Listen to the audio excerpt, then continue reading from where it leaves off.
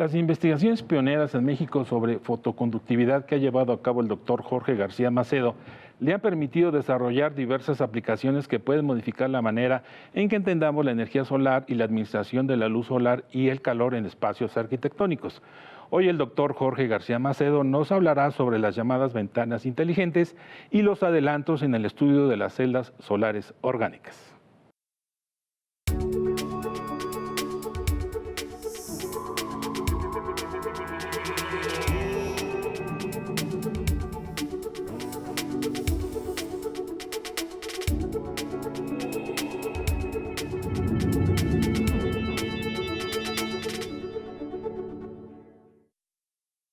Gracias, doctor García Macedo. Nuevamente, esto de las ventanas inteligentes, ¿qué es y cómo captan la luz?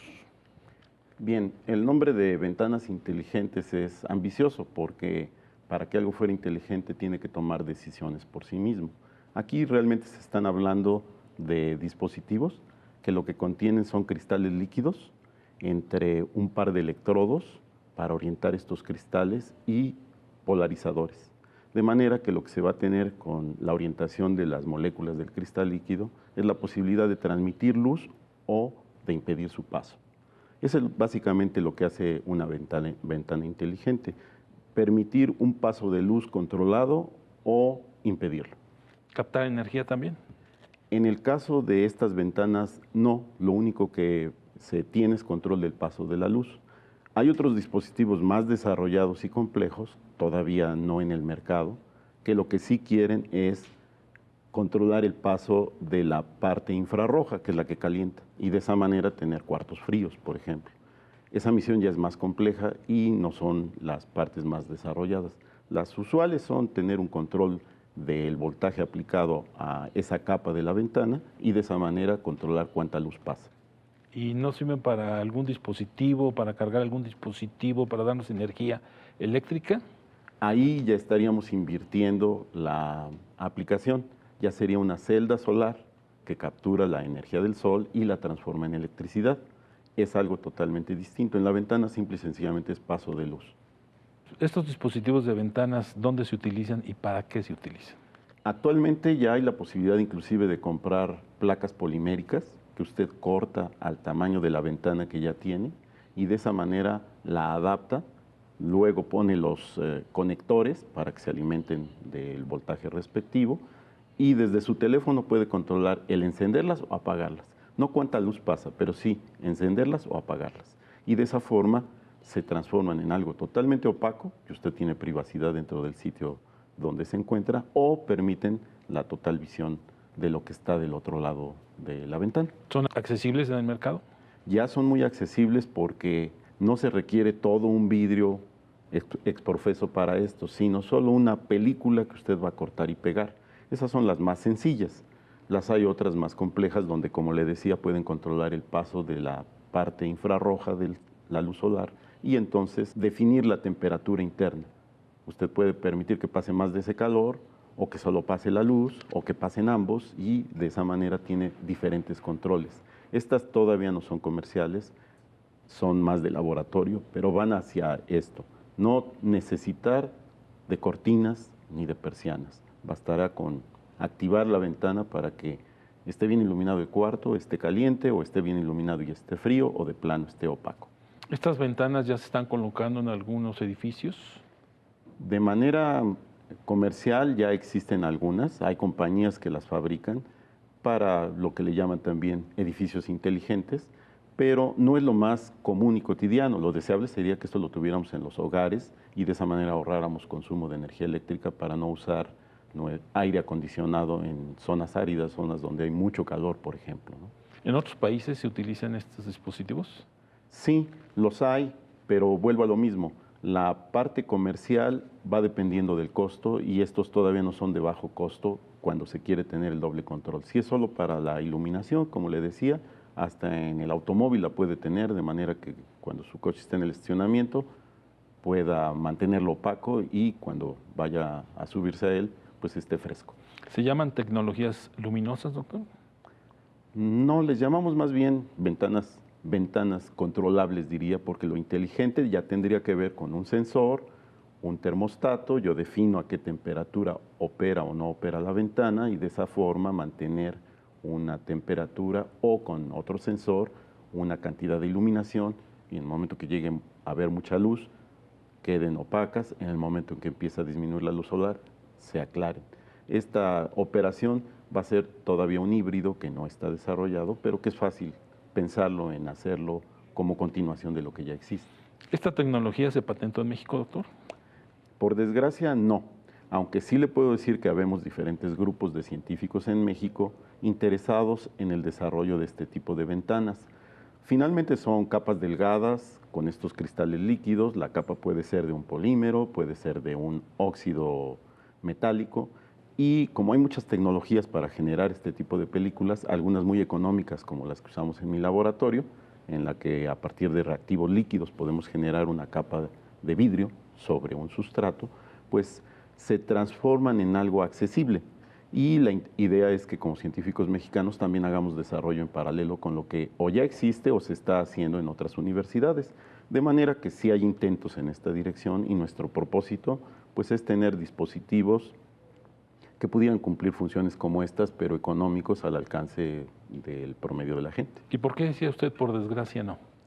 Porque son tecnologías que en principio se han desarrollado en otros países, no en México, y digamos que vamos a la saga de esa tecnología. Pero la posibilidad de que en este momento hagamos innovaciones y desarrollos que sean más competitivos está presente. Hay una multitud de materiales que en este momento se investigan en el país y eso nos brinda la posibilidad de hacer un nuevo material más económico, tal vez menos eficiente, pero ya al ser económico y local lo habilita para ser de consumo interno. ¿Esta tecnología se utiliza en otros países y en cuáles? Los países avanzados, estamos hablando de Alemania, de Francia, de Estados Unidos, tienen una buena parte de este desarrollo porque hay inclusive compañías dedicadas a la venta de los edificios inteligentes, ya no solamente son las ventanas, todo el conjunto, y compañías que hacen toda la construcción y el diseño. Entonces, para ellas les es fácil invertir un poco más en el desarrollo porque cuentan con recursos suficientes. ¿Y cuál es el reto a futuro para este tipo de tecnología, doctor? Como le decía, elaborarlas con materiales más económicos, pero además con otros dispositivos. Con otros dispositivos, otros elementos, pero además que sean compatibles con el medio ambiente. Esta es otra de las políticas científicas siempre detrás. Hacer materiales que sean lo más amigables con el medio ambiente para que una vez que termina su vida útil se pueda incorporar fácilmente a la naturaleza y no sean una basura tecnológica de larga vida. ¿Y qué tan cerca estamos de esto? Pues yo le diría que bastante cerca porque los desarrollos son múltiples. Hay una gran cantidad de materiales actualmente en desarrollo. No sé si ha oído usted hablar, por ejemplo, del grafeno, un componente maravilloso, monocapas de átomos de carbono que prometen ser el material del futuro. Apenas se están estudiando algunas de sus propiedades. Habrá quien piense que es un material totalmente novedoso y resulta que no. Está en cantidades mínimas dentro del propio grafito. Una punta de lápiz, si la hacemos polvo, ya contiene del 1 al 2% de grafeno. Un arreglo especial de moléculas de carbono en una sola capa, pero que promete tener una mayor resistencia que el propio acero, una mayor conductividad que cualquiera de los materiales y ser flexible. Que esa es la otra idea. Hacer películas flexibles que se puedan colocar sobre ventanas o pared en donde yo quiero que de pronto esta sea opaca y de pronto ya sea una ventana normal. Nos permite, doctor, regresamos con usted, vamos a una pausa y continuamos.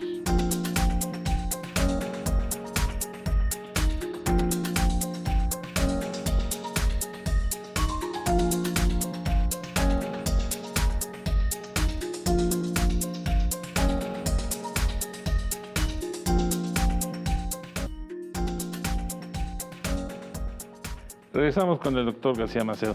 Las investigaciones, doctor, en la universidad son la institución que lleva más avance en este tipo de tecnología o también el Politécnico Nacional. En ambos lugares se hace investigación en diferentes direcciones y particularmente películas, porque las películas presentan una multitud de aplicaciones. Estábamos hablando de las ventanas inteligentes, básicamente contienen los cristales líquidos, estos no son tan novedosos Son moléculas de tipo orgánico que tienen varias características. Es un cristal y es un líquido.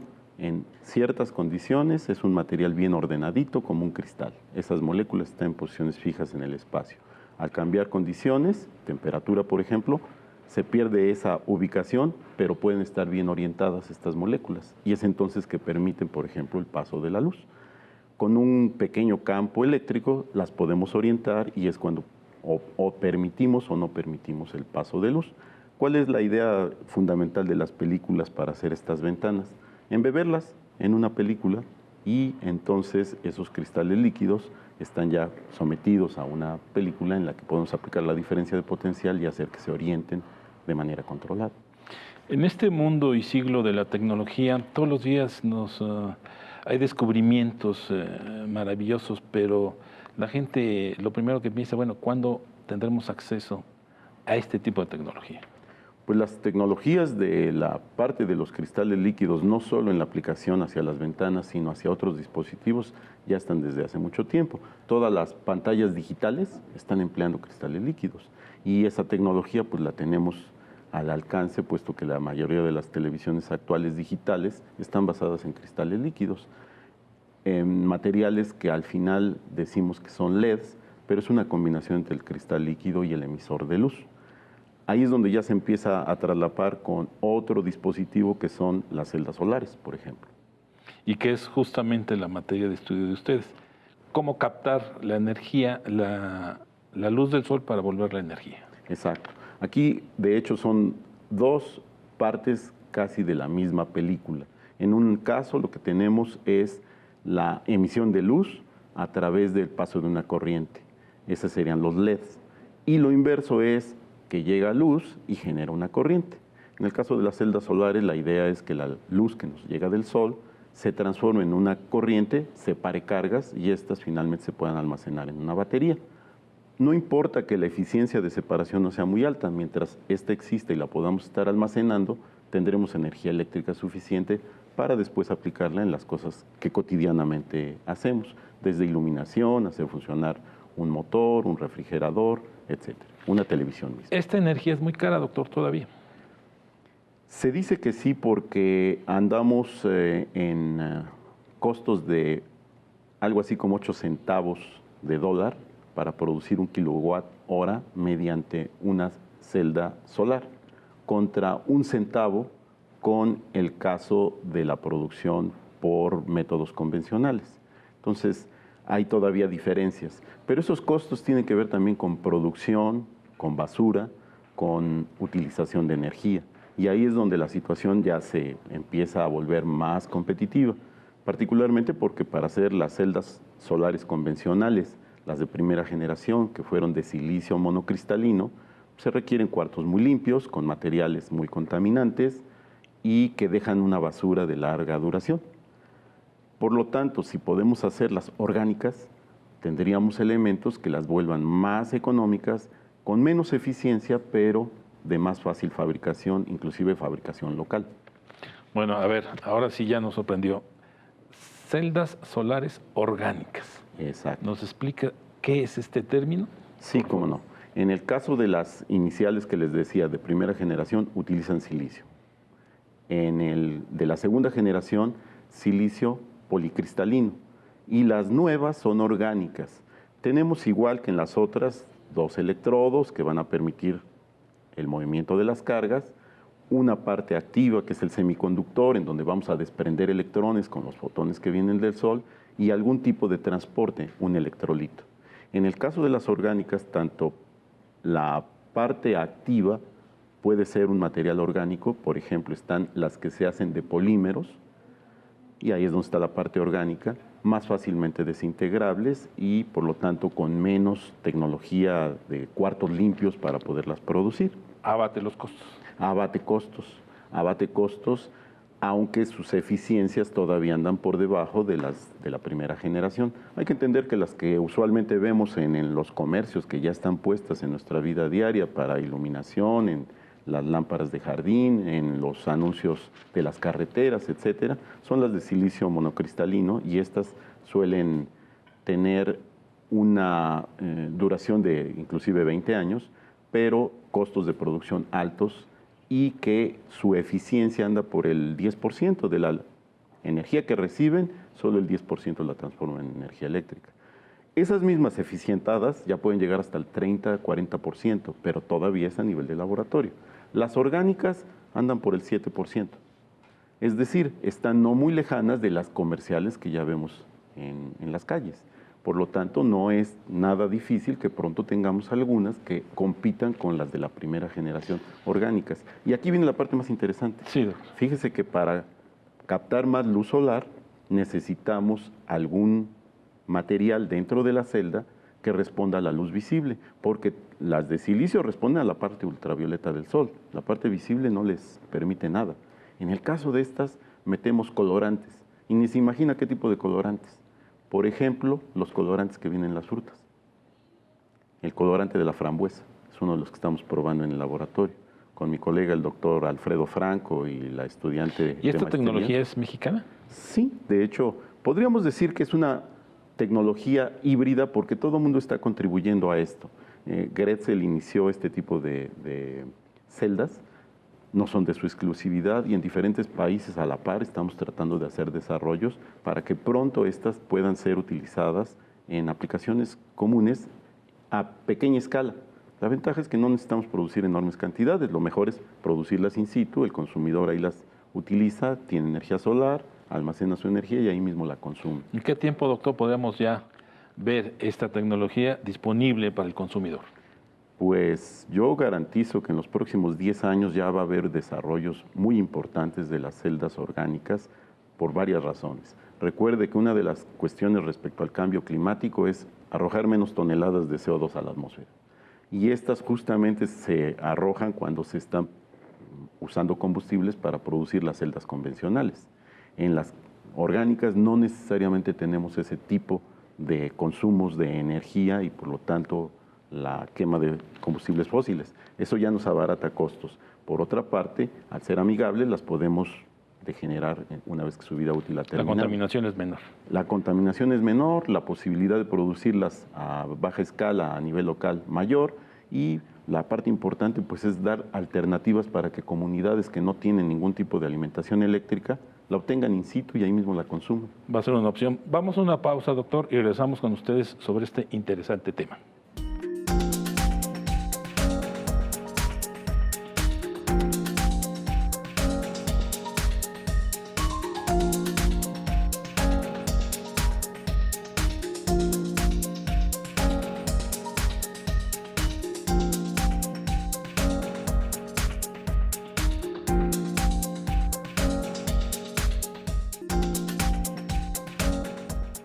Ya regresamos con el doctor García Macedo. La tecnología estará disponible, nos decía usted, dentro de 10 años, doctor. Esperamos. ¿Y a costos muy bajos? Esa es la otra parte, costos bajos. Recuerde que si se hacen celdas solares convencionales en China, la importación y puesta en operación en México es otro costo agregado. Y entonces ya no es cuánto me costó producirla y qué eficiente A veces es, a la par inclusive. sino cuánto me cuesta ya tenerla en el sitio donde la voy a consumir. Ahí es donde podemos llegar a ganar. Como le decía, estas tecnologías están siendo desarrolladas en todo país que quiera hacer investigación. Ahí no hay límites.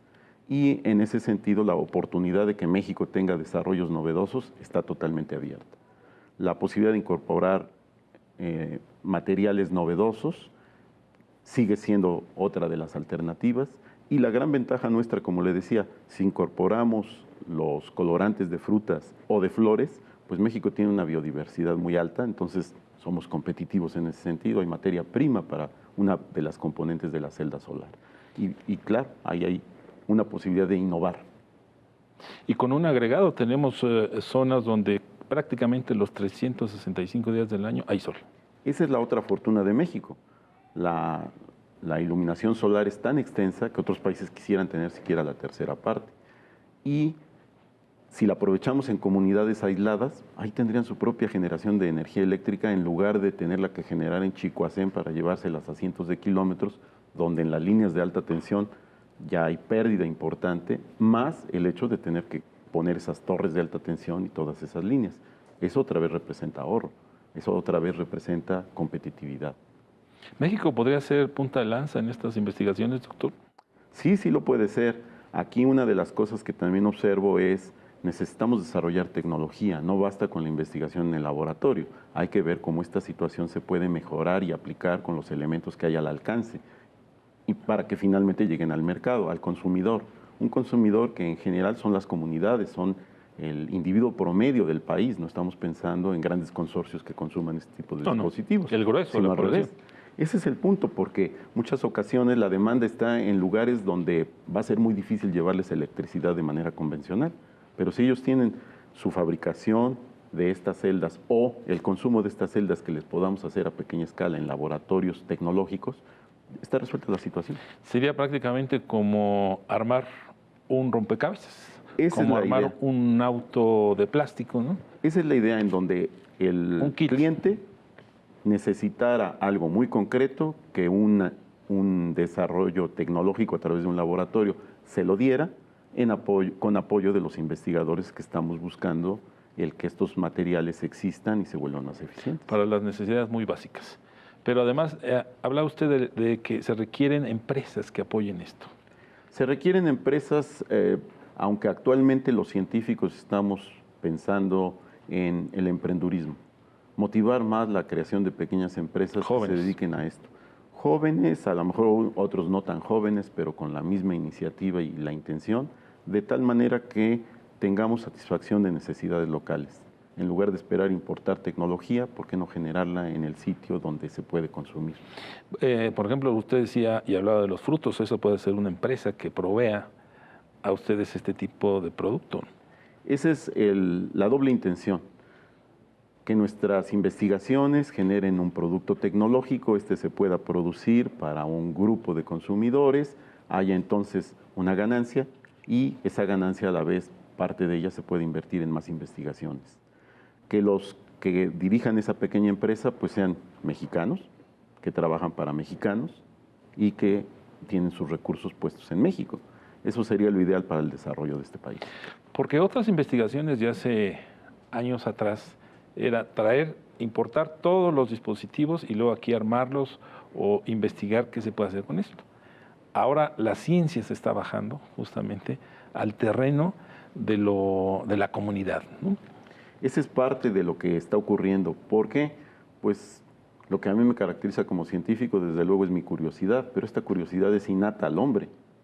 Por lo tanto, la curiosidad sigue estando en todas las personas. De hecho, el teleauditorio seguramente está constituido por personas que lo que tienen más que otra cosa es curiosidad e iniciativa. Entonces, la posibilidad de utilizar esos dos elementos para tener pequeñas empresas que logren satisfacción de necesidades como podría ser la iluminación a un bajo costo, tan bajo que a nadie nos cobran tener iluminación solar, ya es una forma de poder generar energía eléctrica y entonces no depender de un tercer ente que les surta la energía una vez que son escuchadas sus demandas. Doctor, para precisar, nos hablaba de 10 años, ¿se podrá reducir este tiempo? Bueno, a lo mejor soy optimista en los 10 años, lo que sí sé es que en los siguientes 10 años va a haber desarrollos que permitirán a las diferentes personas interesadas ir acercándose a estas tecnologías para ellos mismos formar parte de esa cadena que satisfaga el problema. Actualmente, a través de los medios de comunicación, existe tanta información que un estudiante de secundaria en un momento dado puede armar una celda solar, por ejemplo. Y eso representa nuevos retos y posibilidades, de manera que los costos pueden bajar y las eficiencias aumentar, de tal suerte que todo el mundo nos involucramos ya con la ciencia y la tecnología. Y mientras eso se mantenga, las posibilidades de resolver problemas siguen creciendo. Lo que hace falta ahora es la conexión.